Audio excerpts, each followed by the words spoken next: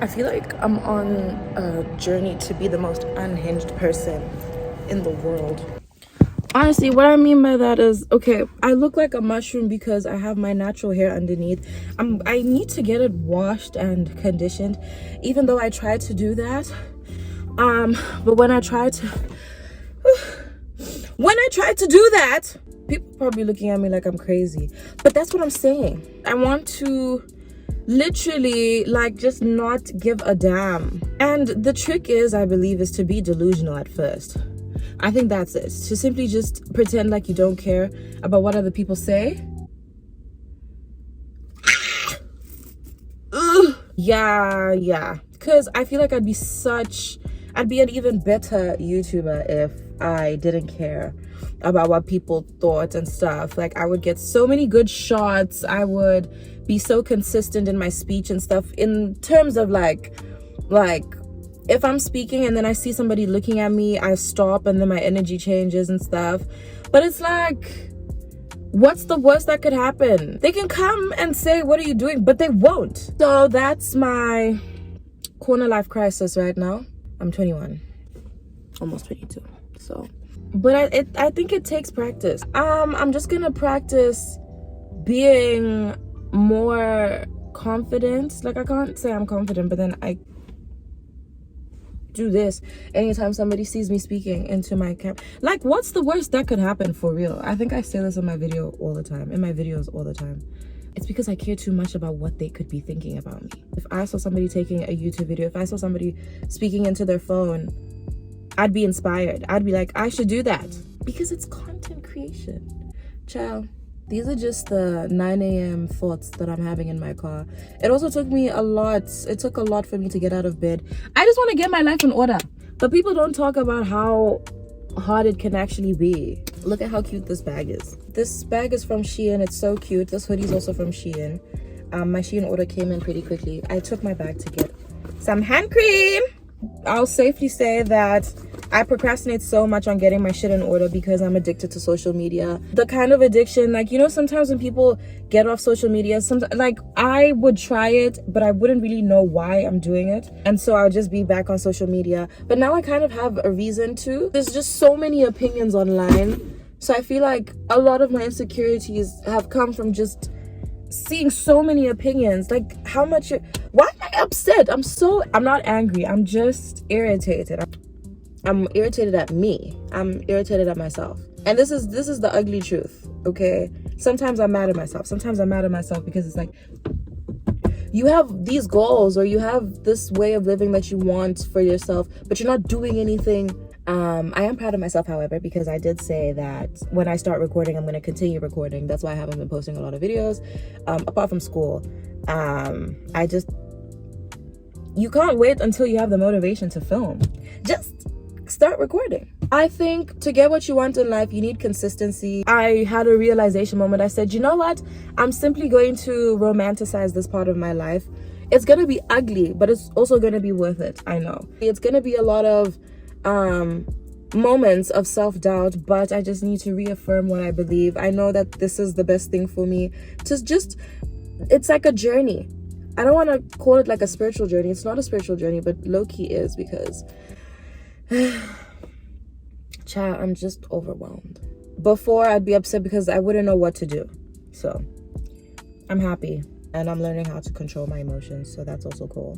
What are we gonna do? Sorry, guys. Somebody's walking this way. I'm freaking out. No, let me not do that. The more you practice, the more it will become the truth. So I feel very happy. That's the truth. I know all of that doesn't seem like I'm happy. I am happy. I don't want to live my 20s living for other people. Stop drinking, stop smoking, if you want to. Okay, that failed. Yesterday failed. We're gonna try again today. Also, yesterday, I got faced with the deepest reality of my life. But I thought my money was in, but it wasn't in, so now I'm in minus. I'm gonna try to do my hair by myself, guys. Oh my god. Oh, this one's a big one. I feel like I rather detangle the knots than to go to a salon and do it, because you know how those aunties are. That lighting is better. I still have this section in this half of my head.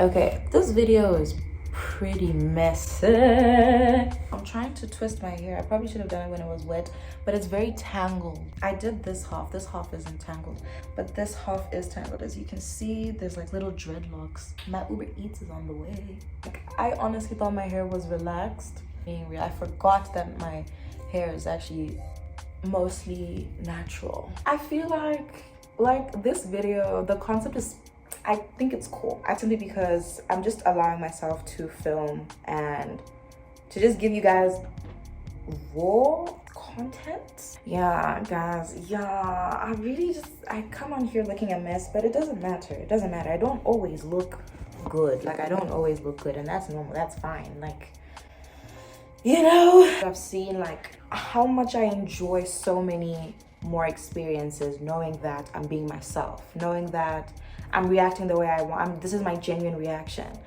You know, this realization, like, I know why I'm, in quotes, I don't even want to say in quotes, I am insecure. I am insecure because I get mad at my childhood sometimes, but it's like, it's not my fault. Like, it's not my fault. When I was very young, like 7, 8 years old, I don't really remember a lot from when I lived in Ireland. I was like from 1 to about like 7 years old, but I do remember a lot of my life in Lesotho. This is deep. Let me fix my hair. I look like a thug.